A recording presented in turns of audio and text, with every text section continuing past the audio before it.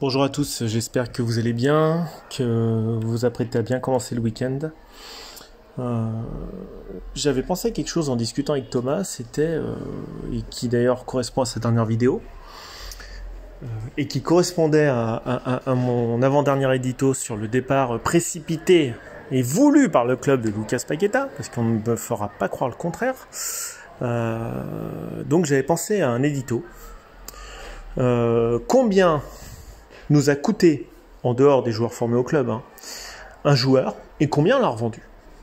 Et ça expliquerait beaucoup le pourquoi du comment du départ de Lucas Paqueta, parce qu'aujourd'hui, comme le disait Thomas dans sa dernière vidéo, on a une balance positive, je crois, de 37 millions d'euros. Donc, Thomas me dit, mais Antoine, le départ de Paqueta, il est obligatoire. Bah oui, en effet, Thomas, il est obligatoire. Si tu l'as pas, t'es à perte. Si tu ne l'as pas, tu es à perte, je répète. Le transfert de Paqueta nous donne une balance positive. Donc, suivez bien mon regard, quand Jean-Michel Aulas dit « c'est Lucas qui voulait partir », oh, eh ben oui, c'est Lucas qui voulait partir, bien entendu. Je vous signale que lors du transfert de Hatem Ben Arfa, parce qu'il faut se souvenir quand même des déclarations passées de Jean-Michel Aulas, il y avait eu des échanges SMS et tout un imbroglio auprès de la LFP, vous vous en souvenez, partira pas pour 12 millions et tout, et puis à l'époque le directeur financier de l'OM avait dit ok pour Hatem à 12 millions, Jean-Michel Aulas, il avait exhibé son SMS à tout le monde, Il était tellement fier de son coup, Jean-Michel Aulas, parce que c'est vrai que c'était un joueur en post-formation INF Clairefontaine, il avait dit, assis à côté d'un expert comptable, moi je m'estime comme un expert comptable. Il était fier, mais les choses ne s'oublient pas 10 ans après. Monsieur Aulas s'est défini à l'époque comme un expert comptable. Tout est dit. Et il avait dit autre chose, je crois que c'était 1 an ou 2 après. N'oubliez pas qu'un club de sport, que le football, avant tout, est une société du spectacle. Pour reprendre l'expression de Guy Debord, la société du spectacle. Excellent livre. Le football est une société de spectacle. Je répète, pour que... C'est bien, des fois, de ressortir des trucs comme ça. Donc, Aulas estimait à l'époque de la grandeur que l'OL était une société du spectacle. Bon, le spectacle, on le cherche depuis 10 ans, mais ça, c'est autre chose. Et il était un expert comptable. Donc, comme il est un expert comptable, c'est pas la peine de nous dire que Paqueta part parce que Lucas voulait partir. Lucas, il voulait pas partir. Je me répète, c'est le transfert de Paqueta qui fait plonger du côté positif, peser du côté positif, pencher du côté positif la balance. Les transferts autrement, c'est négatif, et largement. On est bien d'accord, Parce que j'ai encore entendu ça, C'était il y a 1 semaine. C'est le joueur qui a voulu partir, c'est pas nous, non. Le joueur, il restait. Le club avait une nécessité financière de le faire partir. C'est très différent. Et j'en arrive à mon édito. Pourquoi le club a une nécessité financière? Là, on reprend les postes, poste par poste. Alors, j'ai peut-être oublié 1 ou 2 joueurs. Excusez-moi par avance. Je ne suis pas dans le club. Je ne suis qu'un amateur supporter de l'OL et j'ai accès à rien. Comme Thomas, on n'a accès à rien. Comme Constant, comme tous. Giuliano, l'autre Antoine, Étienne. On n'a accès à rien, nous. On n'a pas de matériel, donc on travaille comme des amateurs. On est bien d'accord. Anthony Lopez formé au club. Bon, il est titulaire, donc on va pas... Son rendement financier est excellent. Il est titulaire, il a eu une opportunité de partir à Porto, je crois, dans sa carrière. Il est titulaire, il est plutôt autour de 15-16 sur 20 depuis le début de sa carrière. Il est bon, il est fiable, il est sur le long terme. Alors, je l'ai critiqué dans un édito parce que c'est sorti pas possible, moi, non. Mais c'est la seule chose que je lui reproche. Après, il a le cœur lyonnais et il est performant. Et il a été formé au club. Donc, c'est vrai que l'investissement sur ce joueur, il est tout bénef pour l'OL. On passe sur la ligne de défense. Alors, après, il y a Paul Hersbeek, je crois qu'il a coûté 450 000 € au club. Je ne sais pas si vous avez les stats, combien Paul Hersbeek a joué de matchs, je crois que c'est 4-5. Il a joué très peu de matchs, ça fait quand même près de 100 000 € le match. Ouf et sans compter son salaire. Ça fait mal, Voilà. Rémi Riou, il était formé au club. Bon, là, il arrive, il joue. Bon, après, il jouera pas, mais c'est un rôle de doublure, c'est normal, voilà. Ensuite, vous vous retrouvez sur une ligne de défense. Alors, Tagliafico, il vient d'arriver pour 5 millions, ce qui est plutôt un bon achat. On ne sait pas combien on le revendra, mais bon, il est international argentin, titulaire à l'Ajax, qui est quand même un club régulièrement dans les 16 derniers des compétitions européennes et surtout la majeure. Voilà. Donc, c'est vrai que c'est un quasi-miracle qu'il arrive à l'OL. Faut être honnête. Bravo. Bravo pour le mercato sur ce coup-là. Bon, c'est un joueur qui est surdimensionné pour l'OL. Faut appeler un chat un chat. Passer de l'Ajax à l'OL, on est en régression sportive. Bon, bah tant mieux pour nous, hein. Faut prendre des joueurs comme ça. Enrique, il a coûté nada au club. Il vient de Ligue 2 brésilienne. Il était, je crois, 130. Bon, quand il est rentré, il a fait le job. Et il joue pas mal. Donc là, c'est très bien. L'OL, pour le moment, c'est très bien. On passe sur les cas épineux. Denayer. 6,5 millions d'euros de transfert en 2018. 3,5 millions d'incentive à City, parce qu'il était propriété de City, si je crois à l'époque, même s'il a été prêté pas mal au Celtic puis Galatasaray. Revente du joueur, bah vous savez comme moi, 0 €. En plus, ça fait 2 mois qu'il piétine pour trouver un club. International belge, 0 €. Donc les 6,5 millions, après je ne connais pas les incentives, je suis pas dans le contrat, je sais pas combien il devait jouer de match ou pas, ou patati ou patata. 6,5 millions de dépenses sèches, jamais retrouvées. On compte pas le salaire. Après, le joueur était performant globalement sur les 4 années à l'OL. À part la dernière année, ça s'est très mal passé. Mais bon, c'est 6,5 millions sans retour. Et sur un joueur de 27 ans, c'est pas normal. C'est pas possible. Diomende formé au club. Très bien, il est titulaire comme Lopez. Alors là, on peut rien dire pour le moment. Il joue. Bon, voilà. Diomende, non. Diomende, il joue pas, mais formé au club. Je voulais parler du petit Castello Luqueba. Donc lui, il joue beaucoup, et formé au club. Donc là, c'est l'idéal. Quand vous avez ça, c'est l'idéal. Voilà. Boateng. Boateng, c'est environ 500 000 €, Thomas disait. Je crois que c'est Thomas qui a sorti le chiffre. 500 ou 600 000 € de salaire, avec les charges sociales. S'il y a les patronales en plus, ça nous conduit entre 8 et 9 millions d'euros de salaire l'année. 8 à 9 millions de salaire l'année, hein. Une prime à la signature, moi je n'ai pas trouvé l'information, mais de plusieurs millions d'euros, c'est sûr et certain. C'est un joueur qui déjà au club a coûté au-dessus de 10 millions d'euros. Vous écoutez bien, au-dessus de 10 millions d'euros. Quand il a joué sous-performant, beaucoup de buts à son crédit, trop lourd, trop lent, pas de sérénité, ne sait pas conduire une défense. Honnêtement, là, ces matchs, c'est 5 sur 20 depuis un an. Après, le club peut pas se douter, il savait pas qu'il avait un procès, bon, il savait rien. C'est un joueur qui a coûté beaucoup d'argent déjà au club et qui va encore coûter cette année beaucoup d'argent sans jouer. Donc, il n'y a aucune porte de sortie. Donc, ça va être quoi? Un minimum salaire 16 millions d'euros, plus la prime à la signature de plusieurs millions d'euros, plus un joueur qui joue pas. Ouais, voilà. Quand vous cumulez les cas Denayer et Boateng, vous arrivez après d'une affaire, c'est une affaire très vite qui peut déraper autour de 25 millions d'euros de non-rentabilité de transfert. Hein. Dubois, 0 €, capitaine du FC Nantes, il arrive 0 €, gratos. Kita était furax à l'époque. Revendu 3 millions, n'empêche, il a été critiqué, Dubois, mais il a ramené 3 millions dans les caisses. Et il jouait, donc son salaire, il le justifiait. Gusto, formé au club, il joue, tant mieux. Voilà. Maxence Cacré, pareil. Il joue pas mal, formé au club. Il avait un tout petit salaire en plus jusqu'à peu. Oussem Aouar, voilà. Un joueur qui part. C'est sûr et certain l'an prochain. Je vois pas comment il peut prolonger. C'est un joueur qui, au top de sa forme, valait autour de 25 millions d'euros, selon Transfermarkt. Et qui, récemment, valait encore, selon l'Olympique Lyonnais, 15 millions. Bon. C'est de l'argent qui tombera pas dans les caisses de l'OL. Donc là, vous arrivez tout de suite, très vite, vous arrivez à 50 millions d'euros. Hein. Très très vite, hein. Vous arrivez à 50 millions d'euros sur 3 joueurs. 2 perdus. On peut continuer? Jeffrey Adélaïde? Transfert très coûteux. Bon après, pas de chance, les blessures. Il joue pas, il critique l'OL, il dit je vois plus mon avenir à l'OL. Tout le monde l'a oublié ça. Hein. Personnage, il joue sur le terrain. Voilà. Je sais pas trop où il en est sportivement, il était international espoir, il était passé par Arsenal, il se blesse gravement, il coûte des dizaines de millions d'euros au club. Derrière, la vente, elle sera quasi impossible.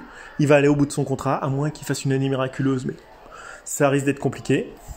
Romain Fèvre, 15 millions d'euros. Aujourd'hui, s'il vaut 5, c'est le bout du monde. Voilà. Non, mais on fait des calculs, hein. Projection. Ryan Cherki vient de prolonger, heureusement. C'est un joueur qui a beaucoup de talent, qui, s'il est bien orienté au bon poste, peut valoir beaucoup d'argent. On le sait.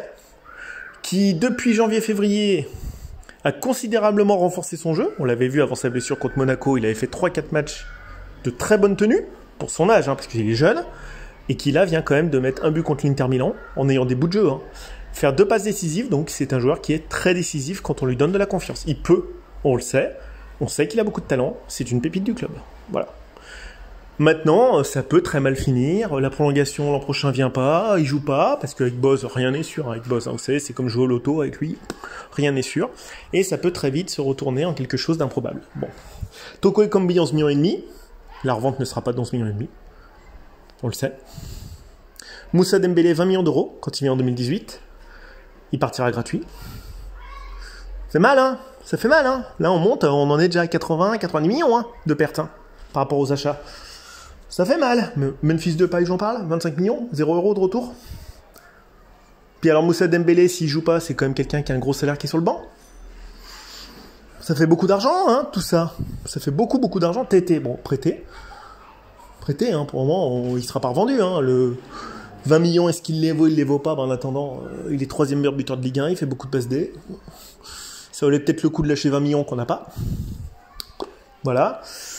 Est-ce que j'ai oublié des joueurs? Vous me le direz en commentaire, certainement. Je faisais un édito. Je fais pas une analyse de 3 heures. On est d'accord. Barcola, bon, on verra. Il peut y avoir d'autres joueurs hein, que j'ai certainement zappé. Hein. Je suis désolé par avance. Bah si, Le Penant, mais Le Penant, il vient d'arriver de Ligue 2, 5 millions. Voilà, donc je faisais... Ah bah si, Lacazette. Bah on l'a vendu très cher, il revient pour 0. Bon, donc là... Une grosse prime à la signature néanmoins, donc un risque. Mais bon, voilà. Par contre, moi, c'est Tolisso qui m'inquiète. Tolisso, je vous l'avais déjà dit, il m'inquiète énormément. 50 contrats. On a déjà eu un Gourcuff hein, comme passif. Hein. Donc, quel état physique il est, je ne sais pas. J'ai très peur d'un Gourcuff bis. Une prime à la signature. Alors, Thomas non plus, il n'a pas trop. Moi, j'ai pas trop le chiffre. Ils sont pas venus pour 2 millions d'euros. Hein. Ils n'ont pas signé pour 2 millions d'euros. Ils ont signé certainement pour bien plus. Sachant les salaires qui vont avec sur 5 ans... La chemise, elle mouille. Là, on est dans le pari. Hein. Bon, on est dans le pari. Tout ça pour faire une hype marketing. Je rejoins la thèse de Thomas. Thomas, il dit c'est une hype marketing pour faire plaisir aux Lyonnais, Tolisso. Mais sauf que si très vite, il joue pas, la hype, elle tombe très vite. Ouais. Ça tombe très vite. Bon. Donc, on a fait un peu le tour de cet effectif. Bon, voilà, rapidement, hein, j'ai pas... Il y a certainement quelques joueurs à droite, à gauche que j'ai oubliés, mais en tout cas, comme dit Thomas, tout est à vendre. Et tout est à vendre. C'est-à-dire, quand vous vendez Paqueta, vous montrez quoi aux supporters? Que tout est à vendre. Tout le monde pouvait partir. Lopez, Paqueta, Guimarães, il est parti très cher aussi. Mais en tout cas, quand tout est à vendre dans l'année, tout est à vendre Guimarães. 30 millions de plus entre l'achat et la vente. Et Paqueta, 42 millions de plus entre l'achat et la vente. Mais le reste, Dubois, 3 millions de plus entre l'achat et la vente. Mais le reste, est-ce que vous croyez que vous allez vendre Thiago Mendes 25 millions d'euros comme en 2019? Mais vous vous rendez compte quand même, Moussa Dembélé 20 millions, Thiago Mendes 25 millions, Depay 25 millions, De Nayer 6 millions et demi plus 3 millions et demi d'incentive? Mais vous croyez vraiment que vous allez toucher 1 euro là-dessus? Donc après, on vend Paqueta. Parce que les erreurs mercato gigantesques, hein, les non-ventes de Houssem Aouar, de Moussa Dembélé, de Depay, ou les transferts complètement ratés, comme Thiago Mendes, les non-ventes de Denayer, le recrutement à salaire abyssal de Boateng, ou de Tolisso. Alors le Bayern, ils viennent de nous vendre, c'est le nouveau Lille, hein, ils viennent de nous vendre 2 joueurs hors de forme. Donc a priori, l'an prochain, le Bayern nous refourgue un joueur hors de forme, certainement encore. Hein, parce que Lille, on s'est fait avoir 10 ans d'affilée, maintenant c'est le Bayern qui, chaque année, c'est un joueur du Bayern qui arrive en fin de contrat et qui n'est pas prolongé, donc méfiance, voilà. Vous comprenez mieux pourquoi Paqueta part. À 3 jours de la fin du mercato. On peut faire des erreurs, mais là on les collectionne. Hein. Puis on les collectionne pas que sur cet effectif, on le collectionne. Voilà, comme je suis remonté à Depay, je peux remonter à Gourcuff. Hein. Vous avez vu le prix qu'on l'avait acheté? Alice Sissoko, 15 millions d'euros à l'achat, revendu combien? Non mais on peut faire Mamana, Joachim Andersen. Mais tous ces joueurs ont été vendus la moitié de leur prix ou un tiers du prix. Mais oh, on est l'Olympique Lyonnais ou on est un club, vous rentrez, vous valez 100, vous ressortez, vous valez 0, vous valez 20. Donc, vous comprenez pourquoi Paqueta part. Donc, vous avez deux très bons joueurs, parce que Guimarães et Paqueta, bah, c'était plus solide. Bah, vous revendez les bijoux parce que bah, vous faites des mauvais placements. Et Romain Fèvre, c'est l'excellence. Quand vous voyez contre Porto qu'il n'arrive pas à passer en 180 minutes son latéral droit, vous avez tout compris. Hein.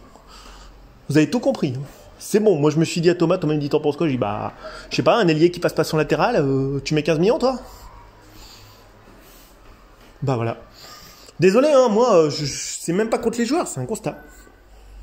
C'est dur, c'est franc, mais c'est un constat. Donc voilà, c'était ma thèse. Tout est à vendre. Quand vous vendez Paqueta, tout est à vendre. Mais alors, qu'est-ce qu'il y a à vendre? Bah, pas grand-chose. Ce qui a été vendu, c'est Dubois et Paqueta. Sur 30 joueurs professionnels. Ça fait mal. Vous avez 1 tonne de joueurs pas vendables. Alors après, Loukeba,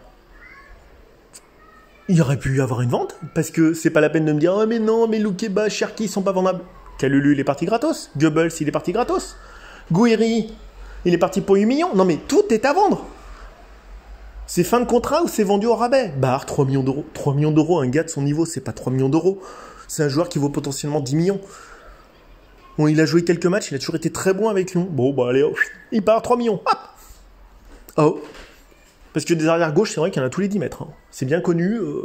Un excellent centreur, très bon contre-attaquant. De la défense, c'est à travailler, évidemment, c'est un jeune. Voilà, bon, 3 millions d'euros. Cherchez à comprendre. Donc les mauvais coups mercato de l'OL, bah, on les paye sur les grands joueurs. Voilà, c'était ma thèse. C'était un petit peu long. Alors, je l'ai fait sans prendre les chiffres, hein, je les ai à peu près en tête. Vous voyez un peu la démonstration. Donc c'est pas la peine de nous dire « Ah, mais Paqueta, Lucas, il voulait partir. » Non. Non. T'as acheté un stade trop gros, Jean-Michel. Il est énorme, il est boulimique par rapport à l'agglomération. Parce qu'il n'y a pas 60 000 personnes qui veulent se déplacer dans ce stade chaque week-end. C'est faux, c'est 40 000. Donc c'est un jouet qui a coûté très cher aux deniers et à l'argent public. Ne l'oubliez pas. Hein. Oh, on a tous payé ici. Hein. Pour faire des rocades, des tramways, des truchemuches, des machins, des bidules. C'est le contribuable qui a payé. Hein. Les accès. Tout ça pour enrichir quelqu'un qui, quand il vendra, c'est à Textor, en l'occurrence, il récupère. Mais il faut peut-être rembourser l'argent public. Hein. Parce que nous, on paye. Hein. Donc c'était un joujou trop gros et surdimensionné. Voilà. C'est ma thèse. L'OL, ce stade est maudit. Vous savez, c'est comme quand vous draguez une fille, elle peut être super belle, mais elle est maudite. Ben voilà, c'est maudit.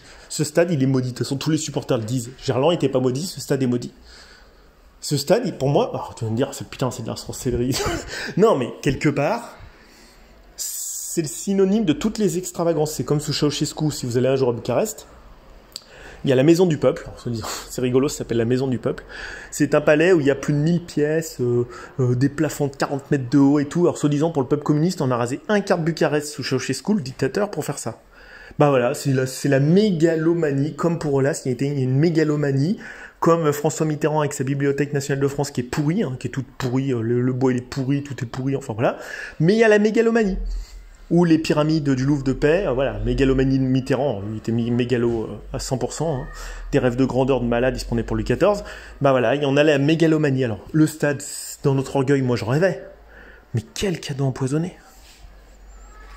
Voilà, donc voilà pourquoi Lucas Paqueta est parti, erreur de mercato, Covid, compte dans le rouge, il devait partir, Thomas avait raison, et tout est à vendre, ce sont les deux thèses de Thomas. Tout est à vendre à l'Olympique Lyonnais. Quand Guimarães part en janvier et que vous jouez l'Europa League, ça veut dire que tout est à vendre. Quand Paqueta part à 3 jours de la fin du mercato, ça veut dire que tout est à vendre. Tout est à vendre à l'OL, mais pas grand-chose se vend. Donc le marché se crispe et c'est une réalité. Voilà, moi c'est ma petite analyse de supporter, voilà, à mon échelle. Je voulais vous la livrer. C'est un édito. Je sais pas ce que vous en pensez, voilà, bon, J'ai du mal à m'en remettre une semaine après. Hein. Franchement, voir un Noël contre Auxerre comme ça, sans le magicien, bah, j'espère que des mecs comme Aouar, comme Cherki, qui ont du ballon plein les pieds, puis il y en a d'autres, hein, évidemment. Hein. Enfin, le Penon, c'est beau à voir. Même la Casette, sa remise en talonnade, mais c'est ce qu'on veut voir. Autrement, on va au stade du dimanche. Voilà, on veut voir des beaux joueurs. Franchement, on va au football pour voir des beaux gestes défensifs, des belles parades, et des gestes magiques, des décalages magiques, des dribbles magiques, des choses qu'on voit pas. Il n'y a pas que le score. Mais quand vous voyez la deuxième mi-temps contre Auxerre, mais putain, la magie de Paqueta, elle manque, quoi. Elle manque terriblement. Terriblement, ça fait mal, hein. Puis il était élégant. Voilà, moi, ça fait une semaine et franchement, ça me fait... Bon, bah, on jouera son numéro 10 dans le dos cette année. On a aussi peu de créativité désormais sur le terrain qu'on a d'imagination sur le sportif. Voilà. C'est le beau résumé. On jouera une saison sans numéro 10. Allez, bonne journée à tous. Ciao.